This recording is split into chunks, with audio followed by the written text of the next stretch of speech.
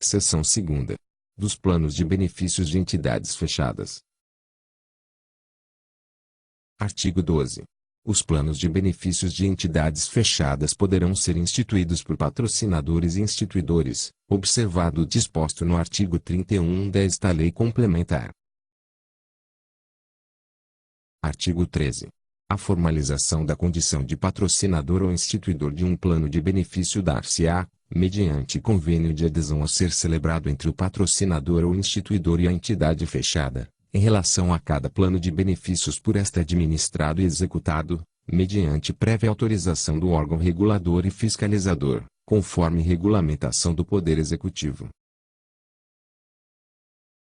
Parágrafo 1º. Admitir-se-á solidariedade entre patrocinadores ou entre instituidores, com relação aos respectivos planos, desde que expressamente prevista no convênio de adesão. Parágrafo 2º. O órgão regulador e fiscalizador, dentre outros requisitos, estabelecerá o número mínimo de participantes admitido para cada modalidade de plano de benefício. Artigo 14. Os planos de benefícios deverão prever os seguintes institutos, observadas as normas estabelecidas pelo órgão regulador e fiscalizador. Inciso 1º. Benefício proporcional diferido, em razão da cessação do vínculo empregatício com o patrocinador ou associativo com o instituidor antes da aquisição do direito ao benefício pleno, a ser concedido quando cumpridos os requisitos de elegibilidade. Inciso 2º. Potabilidade do direito acumulado pelo participante para outro plano. Inciso 3º. Resgate da totalidade das contribuições vertidas ao plano pelo participante, descontadas as parcelas do custeio administrativo, na forma regulamentada, Inciso 4º.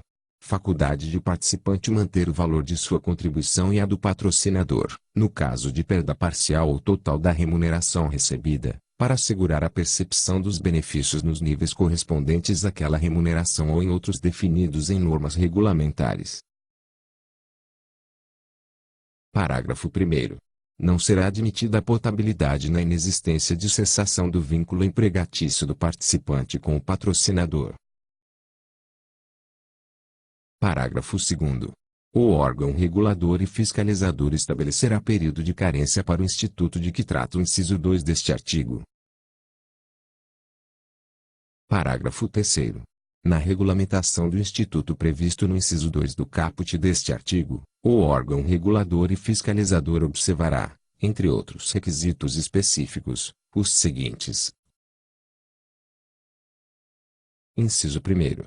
Se o plano de benefícios for instituído antes ou depois da publicação desta lei complementar. Inciso 2º. A modalidade do plano de benefícios. Parágrafo 4º. O instituto de que trata o inciso 2 deste artigo, quando efetuado para entidade aberta, somente será admitido quando a integralidade dos recursos financeiros correspondentes ao direito acumulado do participante for utilizada para a contratação de renda mensal vitalícia ou por prazo determinado, cujo prazo mínimo não poderá ser inferior ao período em que a respectiva reserva foi constituída, limitado ao mínimo de 15 anos, observadas as normas estabelecidas pelo órgão regulador e fiscalizador. Artigo 15. Para efeito do disposto no inciso 2 do caput do artigo anterior, fica estabelecido que: Inciso 1º. A potabilidade não caracteriza resgate, Inciso 2º. É vedado que os recursos financeiros correspondentes transitem pelos participantes dos planos de benefícios, sob qualquer forma. Parágrafo único. O direito acumulado corresponde às reservas constituídas pelo participante ou à reserva matemática, o que lhe for mais favorável. Artigo 16. Os planos de benefícios devem ser, obrigatoriamente, oferecidos a todos os empregados dos patrocinadores ou associados dos instituidores. Parágrafo 1º. Para os efeitos desta lei complementar, são equiparáveis aos empregados e associados a que se refere o caput. Os gerentes, diretores, conselheiros ocupantes de cargo eletivo e outros dirigentes de patrocinadores e instituidores. Parágrafo 2º. É facultativa a adesão aos planos a que se refere o caput deste artigo. Parágrafo 3º. O disposto no caput deste artigo não se aplica aos planos em extinção, assim considerados aqueles aos quais o acesso de novos participantes esteja vedado. Artigo 17. As alterações processadas nos regulamentos dos planos aplicam-se a todos os participantes das entidades fechadas, a partir de sua aprovação pelo órgão regulador e fiscalizador, observado o direito acumulado de cada participante. Parágrafo único. Ao participante que tenha cumprido os requisitos para obtenção dos benefícios previstos no plano é assegurada a aplicação das disposições regulamentares vigentes na data em que se tornou elegível a um benefício de aposentadoria. Artigo 18. O plano de custeio, com periodicidade mínima anual, estabelecerá o nível de contribuição necessário à constituição das reservas garantidoras de benefícios, fundos, provisões e a cobertura das demais despesas, em conformidade com os critérios fixados pelo órgão regulador e fiscalizador. Parágrafo 1º. O regime financeiro de capitalização é obrigatório para os benefícios de pagamento em prestações que sejam programadas e continuadas. Parágrafo 2º. Observados critérios que preservem o equilíbrio financeiro e atuarial, o cálculo das reservas técnicas atenderá às peculiaridades de cada plano de benefícios e deverá estar expresso em nota técnica atuarial, de apresentação obrigatória, incluindo as hipóteses utilizadas, que deverão guardar relação com as características da massa e da atividade desenvolvida pelo patrocinador ou instituidor. Parágrafo 3º. As reservas técnicas, provisões e fundos de cada plano de benefícios e os exigíveis a qualquer título deverão atender permanentemente à cobertura integral dos compromissos assumidos pelo plano de benefícios, ressalvadas excepcionalidades definidas pelo órgão regulador e fiscalizador. Artigo 19. As contribuições destinadas à constituição de reservas terão como finalidade prover o pagamento de benefícios de caráter previdenciário, observadas as especificidades previstas nesta. Parágrafo único. As contribuições referidas no caput classificam-se em: Inciso 1º. Normais, aquelas destinadas ao custeio dos benefícios previstos no respectivo plano, Inciso 2º. Extraordinárias, aquelas destinadas ao custeio de déficits, serviço passado e outras finalidades não incluídas na contribuição normal. Artigo 20. O resultado superavitário dos planos de benefícios das entidades fechadas, ao final do exercício, satisfeitas as exigências regulamentares relativas aos mencionados planos, será destinado à constituição de reserva de contingência, para garantia de benefícios, até o limite de 25% do valor das reservas matemáticas. Parágrafo 1º. Constituída a reserva de contingência, com os valores excedentes será constituída a reserva especial para a revisão do plano de benefícios. Parágrafo 2º. A não utilização da reserva especial por 3 exercícios consecutivos determinará a revisão obrigatória do plano de benefícios da entidade. Parágrafo 3º. Se a revisão do plano de benefícios implicar redução de contribuições, deverá ser levada em consideração a proporção existente entre as contribuições dos patrocinadores e dos participantes, inclusive dos assistidos. Artigo 21.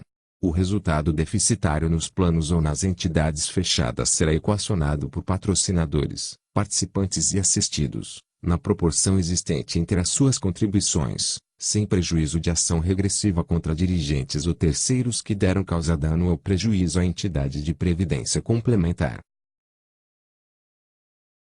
Parágrafo 1º. O equacionamento referido no caput poderá ser feito, dentre outras formas, por meio do aumento do valor das contribuições, instituição de contribuição adicional ou redução do valor dos benefícios a conceder, observadas as normas estabelecidas pelo órgão regulador e fiscalizador. Parágrafo 2º. A redução dos valores dos benefícios não se aplica aos assistidos, sendo cabível, nesse caso, a instituição de contribuição adicional para a cobertura do acréscimo ocorrido em razão da revisão do plano. Parágrafo 3º.